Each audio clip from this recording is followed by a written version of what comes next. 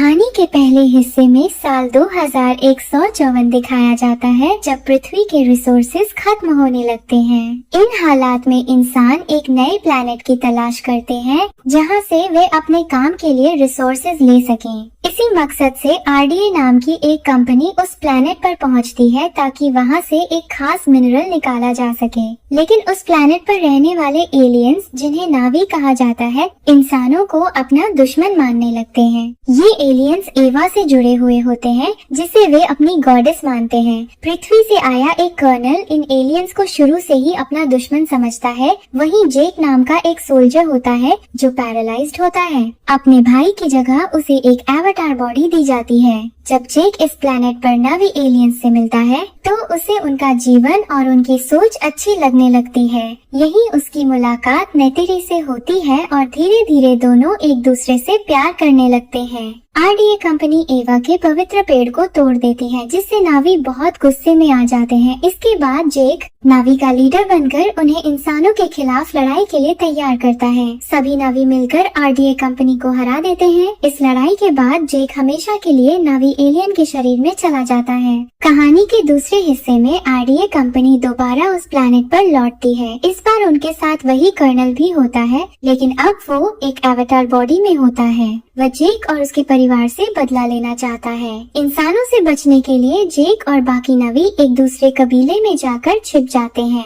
इस बार आरडीए के लोग एक नया मिनरल ढूंढ लेते हैं और उसे हासिल भी कर लेते हैं। इसके बाद इंसानों और एलियंस के बीच एक बहुत बड़ी लड़ाई होती है, जिसमें जेक का बड़ा बेटा मारा जाता है। इससे पहले कि जेक कर्नल को मार पाता, कर्नल का बेटा स्पाइडर उसकी जान बचा लेता है। आखिर में जेक और उसका परिवार उसी कबीले के साथ रहने लगते हैं। मूवी की शुरुआत जेक और नेटेरी से होती है, जो अपने बेटे की मौत का गम मना रहे होते हैं।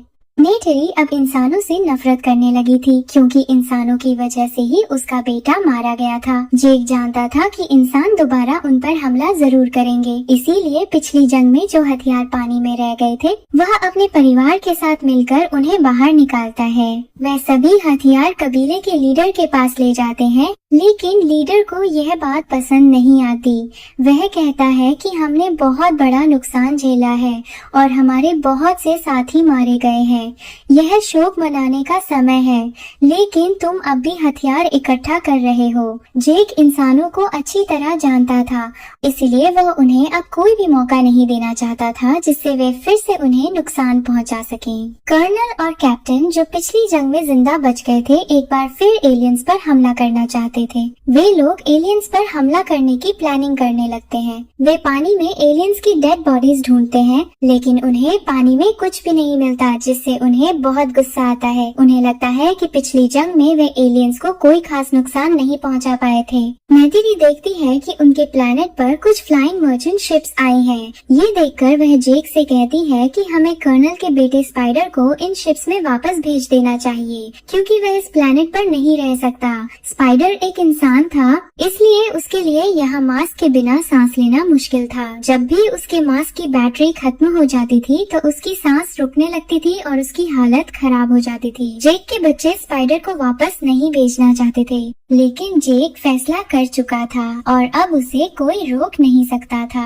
जेक मर्चेंट शिप्स के लीडर से बात करता है, लेकिन वे स्पाइडर को अपने साथ ले जाना नहीं चाहता था। जेक किसी तरह उसे मना लेता है। जेक चाहता था कि वे खुद अपने परिवार के साथ मर्चेंट शिप्स में जाकर स्पाइडर को वापस छोड़कर आए। उधर कर्नल को भी इस बात का पता चल जाता है, जिससे वह बहुत खुश हो जाता है। कर्नल जेक और उसके परिवार को खत्म करना चाहता था। जेक अपने परिवार के साथ स्पाइडर को छोड़ने जा रहा होता है। तभी रास्ते में नावी एलियंस का ही एक अलग कबीला सामने आता है। ये एलियंस उनकी स्पेसशिप पर हमला कर देते हैं। ये कबीला गॉडेस को भी नहीं मानता था और इस कबीले की लीडर का नाम वारांग था, जो बहुत शक्तिशाली थी।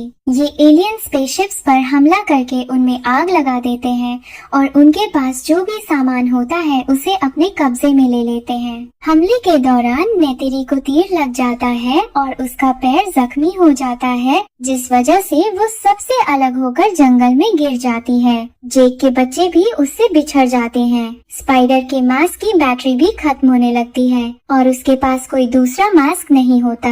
उसका दूसरा मास्क मर्चेंट की स्पेसशिप में ही रह गया था। जेक को स्पाइडर का दूसरा मास्क मिल जाता है और वो उसे लेकर स्पाइडर के पास जाने लगता है। तभी वहाँ कर्नल पहुँच जाता है और जेक पर हमला करने लगता है। जेक उसे बताता है कि स्पाइडर के मास्क की बैटरी खत्म होने वाली है और अगर वो उसे ये मास्क नहीं देगा तो स्पाइडर मर जाएगा। ये सुनकर कर्नल को अपने बेटे की चिंता होने लगती है, इसीलिए वह फैसला करता है कि पहले वह जेक के साथ मिलकर स्पाइडर को ढूंढेगा। स्पाइडर को देखकर साफ नजर आता है कि मास्क की बैटरी खत्म होने की वजह से उसकी सांस रुकने लगती है। उसकी हालत बहुत खराब हो जाती है। जेक का बेटा उसे उठाकर पकड़ लेता है, जिसे देखकर जेक की बेटी कहती है कि उसे नीचे लिटा दो। तभी वहाँ आत्माओं के ट्री का एक फूल उड़ता हुआ आता है। जेक की बेटी वह फूल पकड़ लेती है, स्पाइडर के मुंह से मास्क हटाती है और उसके मुंह में वो फूल रख देती है। ऐसा करते ही आसपास मौजूद पेड़ों की जड़ों की मदद से स्पाइडर का कनेक्शन आत्माओं की दुनिया से जुड़ जाता है। कुछ देर बाद जेक की बेटी बेहोश हो जाती है। जब उसे होश आता है तो उसे लगता है कि अब सब ठीक हो गया है। स्पाइडर आंखें खोलता है, तब सबको समझ आ जाता है कि गॉडेस ने स्पाइडर को इस प्लैनेट पर बिना मास्क के सांस लेने की शक्ति दे दी है। अब स्पाइडर को सांस लेने के लिए बैटरी वाला मास्क पहनने की जरूरत नहीं रहेगी। स्पाइडर को ठीक देखकर सब लोग बहुत खुश हो जाते हैं, लेकिन यह खुशी ज्यादा देर तक नहीं रहती, क्योंकि कुछ समय बाद वारंग अपने कबीले के लोगों के साथ वहां पहुंच जाती है। वारंग जब देखती है कि स्पाइडर बिना मास्क के सांस ले सकता है तो वो हैरान हो जाती है। इस पर जेक की बेटी उसे बताती है कि एवा गॉडेस ने स्पाइडर की मदद की है। वारंग का कबीला गॉडेस को नहीं मानता था, इसीलिए वो गॉडेस का मजाक उड़ाने लगती है। तभी जेक और कर्नल भी वहाँ पहुँच जाते हैं। कर्नल ने जेक के हाथ बांध रखे होते हैं। जेक कहता है कि तुम्हें मेरे हाथ खोलने होंगे, वरना तुम अकेले स्पाइडर को नहीं बचा पाओगे। कर्नल उसके हाथ खोल देता है, लेकिन जैसे ही जेक स्पाइडर को बचाने के लिए आगे बढ़ता है, वारंग के लोग उसे पकड़ लेते हैं। ये देखकर कर्नल खुद स्पाइडर को बचाने के लिए आगे आता है, लेकिन कुछ ही देर में वारंग के लोग कर्नल को भी पकड़ लेते हैं। वारंग को कर्नल की गन बहुत पसंद आ जाती है। वह जेक से कहती है कि वह गन चलाना सीखना चाहती है। कर्नल के पास कोई और रास्ता नहीं होता, इसीलिए वह वारंग को गन चलाना सिखा देता है। इसके बाद वारंग अपने कबीले के लोगों से कहती है कि अब इन लोगों की कोई जरूरत नहीं है, इसीलिए सबको मार दो। ये सुनते ही जेक की बेटी एक बार फिर खुद को नेचर के साथ कनेक्ट करती है। इसके असर से कुछ पौधे वारंग के कबीले पर हमला कर देते हैं। मौका देखकर जेक जल्दी से अपने हाथ खोलता है और अपने परिवार कर्नल और स्पाइडर को लेकर पानी के रास्ते वहाँ से निकल जाता है। दूसरी तरफ नेतेरी को दिखाया जाता है, जिसे अब होश आ चुका होता है। नेतेरी को उसके कुछ दोस्तों ने बचा लिया था। अब नेतेरी अपने परिवार को ढूंढना चाहती है, इसलिए वो वहाँ से निकल जाती है। उधर जेक कर्नल को समझाने की कोशिश करता है कि तुम्हें हमारे प्लैनेट को नुकसान नहीं पहुंचाना चाहिए, लेकिन कर्नल उसकी बात को नजरअंदाज कर देता है। जेक उससे कहता है कि तुम्हारा बेटा तुम्हारे जैसा नहीं बनेगा, क्योंकि मैंने उसकी परवरिश बहुत अच्छी की है। लेकिन कर्नल को इस बात पर विश्वास नहीं होता।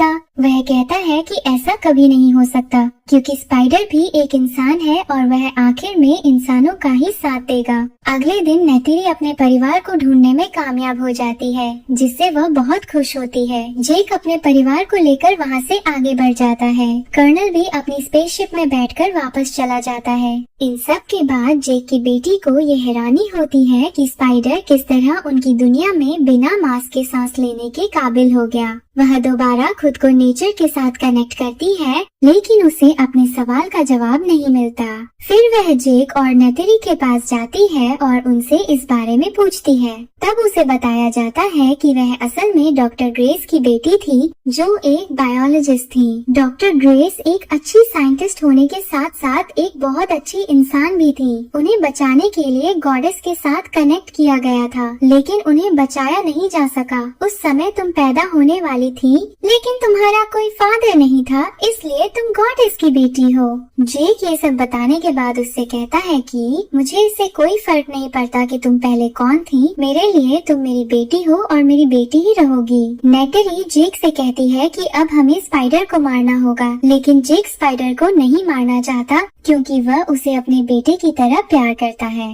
अगले सीन में कुछ इंसानों को दिखाया जाता है जो समुद्र के बीच एक खास क्रीचर का शिकार कर रहे थे। इंसान उस क्रीचर के दिमाग से एक लिक्विड निकालते हैं जिसे वे अपनी उम्र बढ़ाने के लिए इस्तेमाल करना चाहते थे। दूसरी तरफ लीडर अपने लोगों के साथ मीटिंग करता है और उन्हें बताता है कि इस प्लेनेट पर पानी में रहने वाले एक क्रीचर टुलकुन की वजह से इंसान हम पर हमला कर रहे हैं। वह कहता है कि हम टुलकुन को अपने करीब नहीं रहने देंगे। ये सुनकर जेक के बेटे को बहुत गुस्सा आता है क्योंकि टुलकुन उसकी दोस्त थी। वह लीडर से कहता है कि टुलकुन हमारे साथ मिलकर लड़ सकती है। जेक उसकी बात सुनकर उसे वहाँ से ले जाता है और उसे समझाता है कि अगर पहले तुम मेरी बात मान लेते तो आज तुम्हारा भाई हमारे साथ होता। यह सुनकर जेक का बेटा बहुत दुखी हो जाता है। वह जानता था कि अपने भाई की मौत का जिम्मेदार वह खुद ही है, इसी वजह से वह उदास होकर वहाँ से चला जाता है। अब वह जीना नहीं चाहता था और अपनी जान लेने के बारे में सोचने लगता है, लेकिन इससे पहले कि वह खुद को नुकसान पहुंचाए, जेक की बेटी वहां आ जाती है। वह अपने भाई से कहती है कि हमें तुम्हारी जरूरत है और तुम्हें हमारा साथ देना चाहिए। दूसरी तरफ कर्नल स्पाइडर को ढूंढ रहा था, लेकिन उसे कहीं भी उसका कोई सुराग नहीं मिलता। जब कर्नल को कोई रास्ता नजर नहीं आता तो वह बहुत सारे फायर हथियार लेकर वारंग के पास जाता है। वह वारंग से कहता है कि वह चाहता है कि वह दोनों मिलकर काम करें। वारंग उसे बताती है कि कई साल पहले उसके कबीले पर हमला हुआ था, जिसकी वजह से उनके कबीले को बहुत नुकसान हुआ और बहुत से लोग मारे गए। उसने गॉडेस से प्रेयर की थी कि वह उनकी मदद करे, लेकिन गॉडेस ने उसकी बात नहीं सुनी। इसके बाद उसने आग से प्रेयर की और तभी उसके अंदर आग की ताकत आ गई। उसी दिन से वे आग को ही अपना सब कुछ मानने लगे। वारंग कर्नल से कहती है कि उसके पास उसकी मदद करने की कोई वजह नहीं है। उसकी बातें सुनकर कर्नल कहता है कि उसे उसकी मदद की जरूरत है। इस पर वारंग कहती है कि वह उसकी मदद करेगी, लेकिन उसे उसका गुलाम बनकर रहना होगा। कर्नल को उसकी ये बात पसंद नहीं आती, लेकिन वो ये बात उसे बताता नहीं है। कर्नल वारंग से कहता है कि वो उसे दुनिया के सबसे बेहतरीन हथियार देगा और वो जानता है कि वो गॉडेस को भी चैलेंज करना चाहती है। वो कहता है कि इस काम में उसकी मदद उसके अलावा और कोई नहीं कर सकता। जेक की बेटी स्पाइडर को सिखाती है कि वह खुद को पानी के क्रीचर्स और नेचर के साथ कैसे कनेक्ट कर सकता है। धीरे धीरे जेक की बेटी स्पाइडर को पसंद करने लगती है। दूसरी तरफ जेक का बेटा टुलकुन को ढूंढना चाहता था, जिसे लीडर ने यहाँ से दूर भेज दिया था। जब वह जाने लगता है तो कबीले के लीडर की बेटी भी उसके साथ चली जाती है, क्योंकि वह उसे पसंद करती थी और उसे अकेला नहीं जाने देती। जेक को जब अपने बेटे के जाने का पता चलता है तो उसे उसकी चिंता होने लगती है। वह कहता है कि वो अपने बेटे को ढूंढने जाएगा, लेकिन लीडर उसे रोकता है और कहता है कि तुम्हारा बेटा बहुत बहादुर है और उसे कुछ नहीं होगा। कुछ समय बाद कर्नल वहां हमला करता है और स्पाइडर को पकड़ लेता है। कर्नल पूरे जेक के कबीले पर हमला करना चाहता था। वह जेक से कहता है कि अगर तुम और नतीरी मेरे साथ चलो तो मैं यहाँ से चला जाऊंगा। जेक उसके जवाब में कहता है कि अगर तुमने हमारे कबीले पर हमला करने की कोशिश की तो हम भी चुपचाप नहीं बैठेंगे। वह आगे कहता है कि अगर तुम मुझे अपने साथ ले जाना चाहते हो तो मैं तैयार हूँ। इस पर कर्नल मान जाता है और जेक को अपने साथ स्पेसशिप में ले जाता है। स्पेसशिप में वारंग भी अपने कबीले के लोगों के साथ मौजूद थी। इसी बीच वहाँ जनरल आती है और कर्नल से कहती है कि इन सबको यहाँ से भेज दो, लेकिन कर्नल उसकी बात मानने से इनकार कर देता है। स्पेसशिप में डॉक्टर स्पाइडर के शरीर को चेक करते हैं और उन्हें पता चलता है कि उसके शरीर में एक खास बदलाव आ गया है, जिसकी वजह से वो इस प्लेनेट पर सांस लेने के काबिल हो गया है। दूसरी तरफ जेक का बेटा और लीडर की बेटी तुलकुन को ढूंढ रहे थे, तभी उन पर कुछ मछलियां हमला कर देती हैं। मछलियां जेक के बेटे को खींचकर पानी के अंदर ले जाने लगती हैं, लेकिन उसी समय तुलकुन वहां आ जाती है और जेक के बेटे को बचा लेती है। इंसानों को यह जानकारी मिलती है कि जल्द ही वह दिन आने वाला है जब सभी तुलकुन एक ही जगह इकट्ठा होंगे। यह सुनकर वे लोग एक प्लान बनाते हैं कि इन सभी क्रीचर्स को मार दिया जाए, लेकिन बायोलॉजिस्ट इयन उन्हें समझाता है कि ऐसा करना सही नहीं है इसीलिए वो इस प्लान का विरोध करता है और मना कर देता है। नेतरी अपना भेष बदलकर जेक को बचाने के लिए निकलती है। वह चुपचाप वारंग के पीछे जाती है और उसके गले पर चाकू रख देती है। नेतरी उससे कहती है कि मुझे जेक के पास ले चलो, लेकिन इससे पहले कि वारंग कुछ जवाब दे पाती, वहाँ कर्नल आ जाता है। कर्नल को देखते ही नेतरी वहाँ से भाग जाती है, लेकिन जाते जाते वह स्पेसशिप को तबाह करना नहीं भूलती। इयन नहीं चाहता था कि तुलकुन को खत्म किया जाए, इसलिए वह जेक का साथ देने का फैसला करता है। इसी वजह से वह जेक को आजाद कर देता है। वह जेक को इंसानों के प्लान के बारे में बताता है कि वह तुलकुन को मारने वाले हैं। इयन कहता है कि अगर ऐसा हुआ तो इस प्लैनेट से तुलकुन हमेशा के लिए खत्म हो जाएंगे। इसके बाद जेक वहाँ से भागने लगता है, लेकिन तभी जनरल उस पर हमला करने का ऑर्डर दे देती है। उसी समय स्पाइडर भी वहाँ पहुँच जाता है। स्पाइडर जानता था कि इंसान उस पर हमला नहीं करेंगे, क्योंकि अगर उसे कुछ हो गया तो इंसान ये नहीं जान पाएंगे कि इस प्लैनेट पर जिंदा कैसे रहा जा सकता है। इसी बीच नेतरी भी वहाँ आ जाती है और वे तीनों मिलकर वहाँ से भाग निकलते हैं। ये सब देखकर जेक समझ जाता है कि अगर स्पाइडर को नहीं मारा गया तो इंसान बहुत जल्द उनके कबीले पर कब्जा कर लेंगे। नेतरी जेक को ऐसा करने से मना करती है। इस पर जेक कहता है कि वह खुद स्पाइडर को मारना नहीं चाहता, लेकिन अगर उन्होंने ऐसा नहीं किया तो उनका प्लैनेट खतरे में पड़ जाएगा। इसके बाद जेक स्पाइडर को लेकर जंगल में जाता है। वहाँ वो चाकू निकालकर स्पाइडर के गले पर रख देता है, लेकिन वो उसे मार नहीं पाता।